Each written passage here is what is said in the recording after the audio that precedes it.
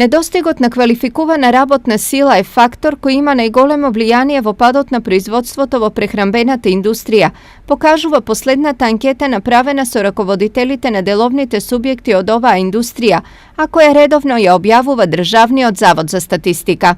Најголемо влијание на ограничувањето на обемот на производството имаат следните фактори: недостигот на квалификувана работна сила со 22,7%, недоволната домашна побарувачка со 18,7%, недоволната странска побарувачка со 17,5% и неизвестното економско опкружување со 10,4%. Се вели во анкетата.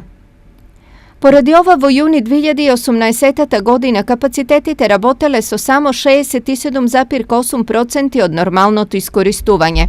Ова е проблем кој допрва ќе се чувствува, зашто конкретно во Виница, во првиот уписен рок во прехранбената струка немаше пријавено ниту еден кандидат. Надевавме дека во прехранбената струка ќе имаме заинтересирани ученици, според анкети кои што ги имавме имаше заинтересираност, но видовме дека во хемиско-технолошката струка прехранбената интересот е доста мал.